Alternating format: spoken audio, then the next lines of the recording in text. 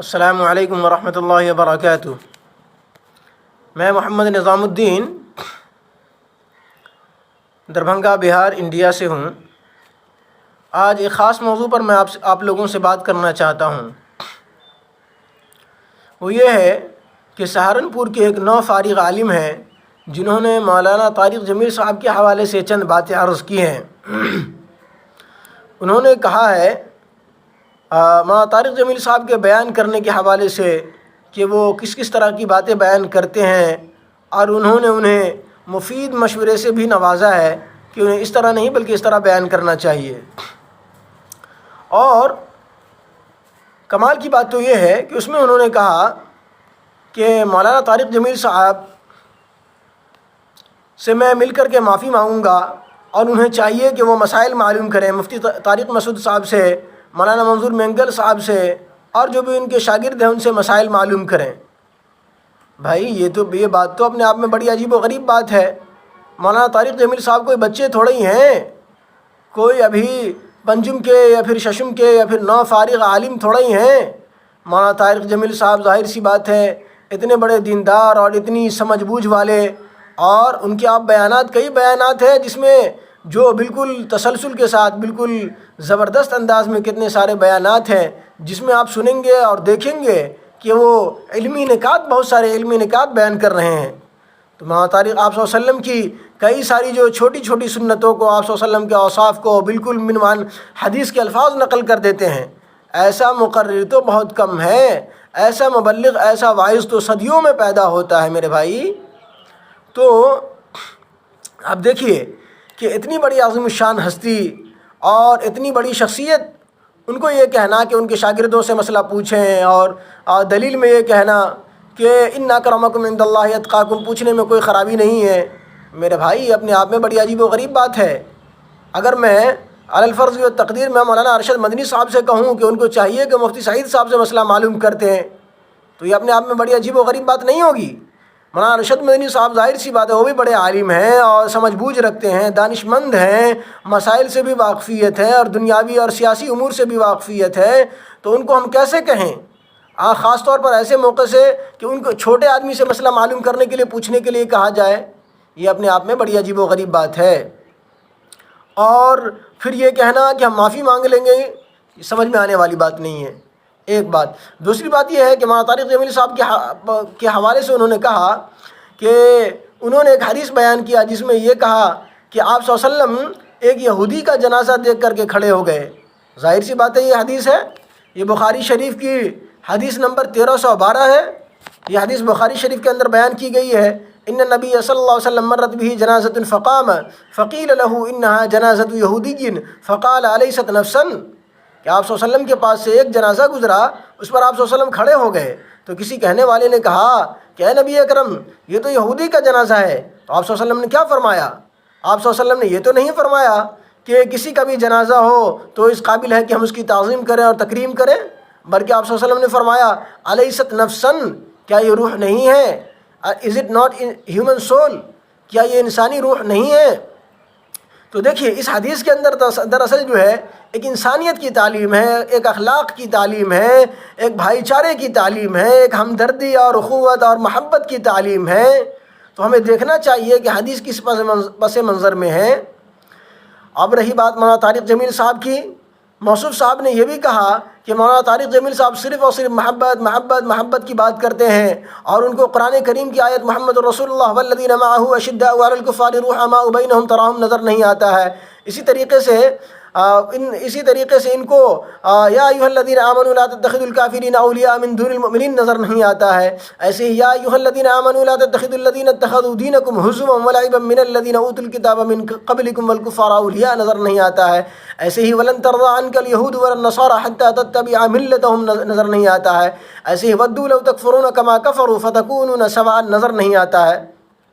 میں صاحب موصوف سے پوچھنا چاہتا ہوں اور کہنا چاہتا ہوں کہ یہ ساری جو قرآن کریم کی آیت ہیں، پھر بہت ساری جگہ حدیث کے اندر بھی اس طرح کے مضامین آئے ہیں، جس کا مفہوم یہ ہے کہ کفار سے سخت ہونا ہے، کفار کے مقابلے میں سخت رہنا ہے، ٹائٹ رہنا ہے، یہ برسر پیکار کفار کے لیے ہے۔ جو اسلام اور مسلمانوں کے پے در پہ لگے ہوئے ہیں، جو مسلمانوں کو اور ان کی ہستی کو نیست و نابود کر دینا چاہتے ہیں، جو اسلام کو جن کے دلوں میں اسلام اور مسلمانوں کے لیے ایک حسد ہے، بغض ہے، کینہ ہے، نفرت ہے، اور وہ اسلام اور مسلمانوں کو جڑ سے اکھیڑ دینا چاہتے ہیں، انہیں صفحہ ہستی سے نیست و نابود کر دینا چاہتے ہیں، ان لوگوں کے لیے ہے کہ بالکل سخت ہونا ہے، ان کے معاملے میں سخت رہنا ہے۔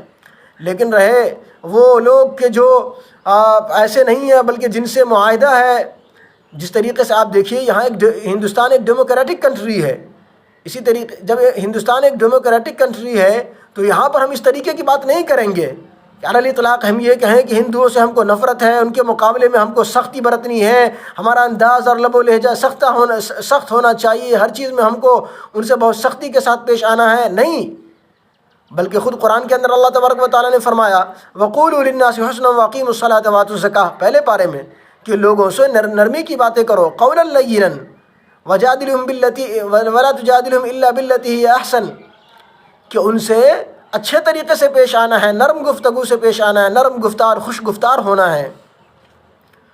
تو یہ جو فرمایا گیا صاحب موصوف نے دلیل تو پیش کی ہے، لیکن اس کو موقع اور محل کے اعتبار سے فٹ نہیں کر رہے ہیں۔ یہاں دیکھنا چاہیے کہ اگر ہندوستان کے اندر آپ مسلمانوں کی سچویشن اور حالت کو دیکھ لیجئے، ایسے وقت میں ایک جنرل طریقے سے، ایک عام طریقے سے یہ نہیں بتلایا جائے گا، پلس ان آیات کے اندر مخاطب کون ہے؟ مسلمان ہیں۔ اور آپ یہاں دیکھیں کہ مولانا طارق جمیل صاحب جو ہیں وہ ایک انٹرنیشنل شخصیت ہیں، ایک عالمی شخصیت ہیں، ان کو صرف مسلمان ہی نہیں بلکہ ہندو، مسلم، سکھ، عیسائی سب لوگ سنتے ہیں۔ اب اگر وہ ایک ایسے پلیٹ فارم سے مسلمانوں کے لیے کفار کے حق میں سختی کی بات کریں، تشدد کی بات کریں، تو کیا میسج جائے گا؟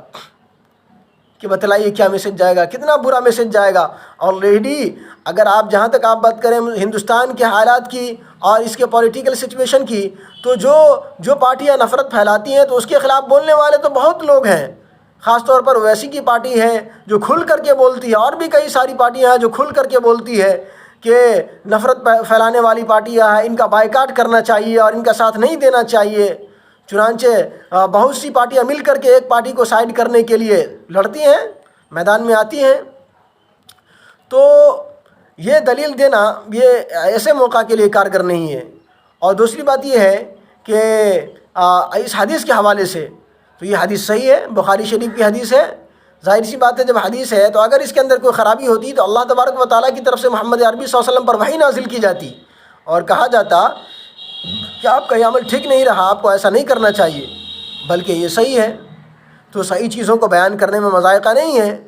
اب رہا جہاں تک یہ مسئلہ کہ لوگ غلط فہمی کا شکار ہو رہے ہیں، بھائی وہ کوئی ایسے چند لوگ ہوں گے، ایک دو ہوں گے جو غلط فہمی کا شکار ہو جائیں گے۔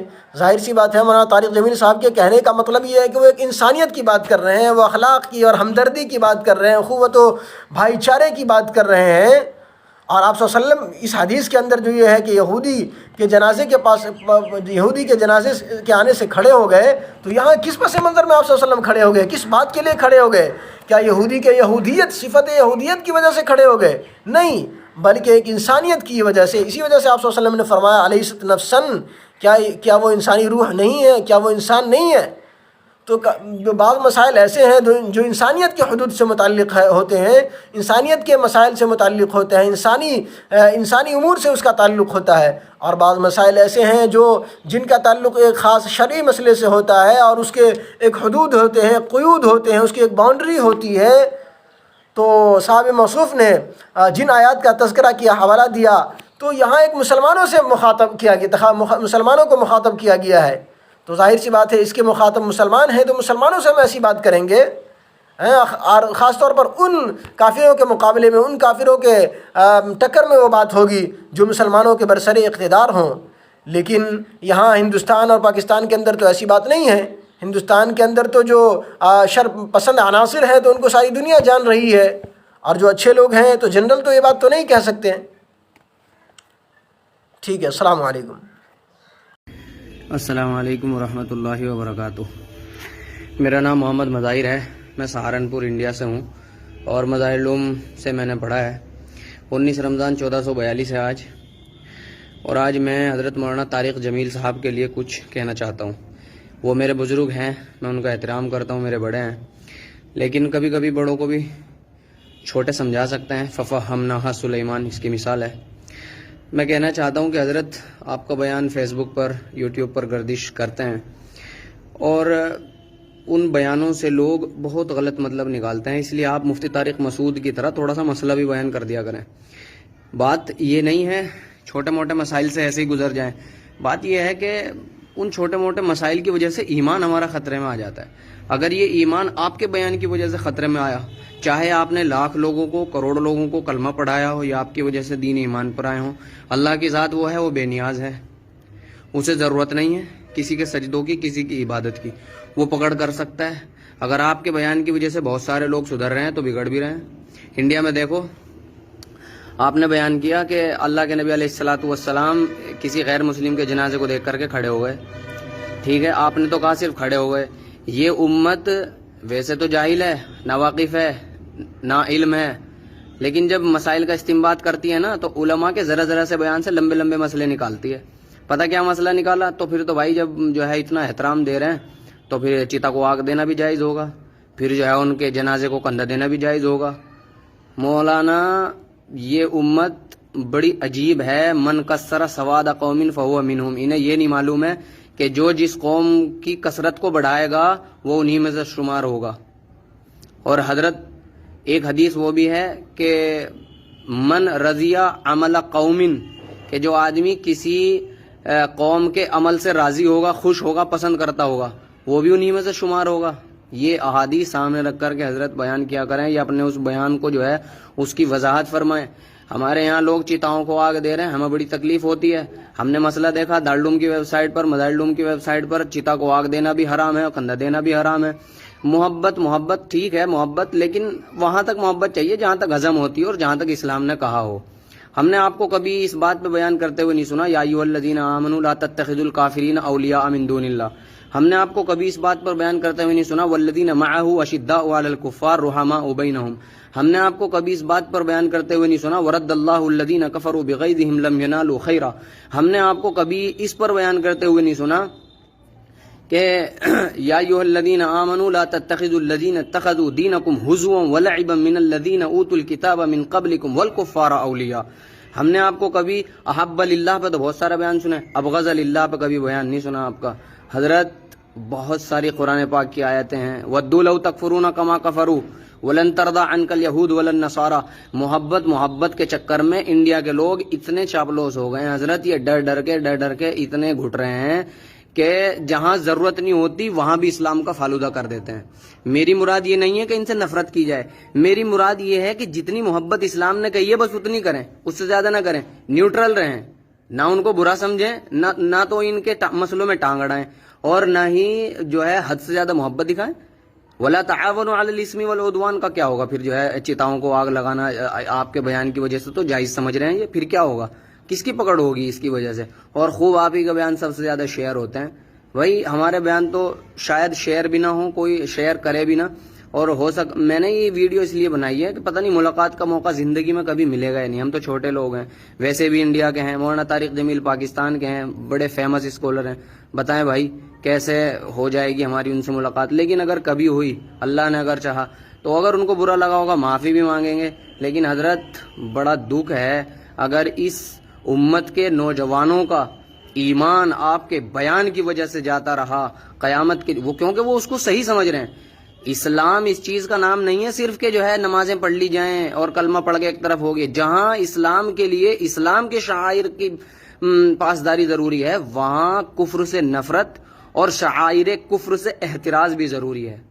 حضرت میں چھوٹا ہوں، طالب علم ہوں، آپ کے بچے جیسا ہوں، گستاخی کی معافی چاہتا ہوں، لیکن اس کے علاوہ میرے پاس کوئی چارہ نہیں تھا. باتیں اور بھی بہت ساری ہیں اور قرآن پاک کی بہت ساری آیتیں بھی ہیں اور احادیث بہت ساری بھی ہیں. ایک پہلو بیان نہ کریں، صرف محبت کے چکر میں نہ پڑیں. اس محبت کے چکر میں یہ لوگ یوں سمجھنے لگے کہ ایمان اور کفر کے درمیان کوئی فرق ہی نہیں ہے.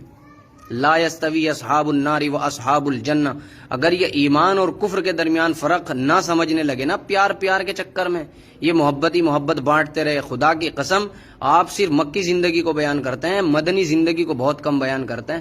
اگر اللہ کے نبی علیہ الصلوۃ والسلام لا تثریب علیکم اليوم کہہ سکتے ہیں کسی دن تو انا النبی لا کذب انا ابن عبد المطلب، اور بہت ساری چیزیں ان کو بھی یاد کیجئے. حضرت میں اتنا زیادہ کھل کے نہیں بول سکتا، لیکن میں آپ سے ادباً یہ گزارش کر رہا ہوں میری گستاخی کو معاف کریں اور آپ اپنے ان بیانوں کی وضاحت کریں. اور مفتی طارق مسعود کی طرح اگر آپ جو ہے بیان کر رہے ہیں، آپ کو پتہ ہے کہ یہ امت اتنی سیدھی ہے، سیدھی ویدھی کچھ نہیں ہے. جب یہ ناواقف ہوتے ہیں تو ناواقف ہوتے ہیں، اور جب مسائل کا استنباط کرتے ہیں نا تو امام بخاری کے بھی جد امجد بن جاتے ہیں، حضرت امام اعظم ابو حنیفہ کے بھی جد امجد بن جاتے ہیں. تو اس لیے میری آپ سے گزارش ہے ان ایسے بیانات کی جن میں زیادہ ہی محبت بانٹ دی ہے آپ نے، ذرا ان کی وضاحت کریں اور ان کی وضاحت کر کے مسائل معلوم کر کے مسائل بتائیں. مولانا منظور مینگل سے پوچھیں اور حضرت مولانا مفتی طارق مسعود سے بھی پوچھیں، اور جو آپ کے ساتھیوں میں ہیں، آپ کے شاگردوں میں ہیں. ففہمناہا سلیمان، کوئی چھوٹا بڑا نہیں ہے ہمارے اسلام کے اندر. ہمارے اسلام کے اندر تو وہ بڑا ہے جو اللہ کے نزدیک متقی ہے، باقی سب ہیچ ہیں. یا ایھا الناس انا خلقناکم من ذکر و انثی وجعلناکم شعوبا وقبائل لتعارفوا ان اکرمکم عند اللہ اتقاکم. آپ کو کچھ کہنے کی ضرورت نہیں ہے، لیکن گستاخی کی معافی چاہتا ہوں حضرت. فقط والسلام. اگر آئندہ کبھی ملنے کا موقع ہوا تو آپ سے ضرور معافی تلافی کروں گا. میں سہارنپور سے ہوں، دلی میں بھی رہا ہوں. محمد مظاہر میرا نام ہے اور مظاہر علوم سے میں نے پڑھا ہے. اللہ تعالیٰ عمل کی توفیق عطا فرمائے. آمین. وما علینا الا البلاغ.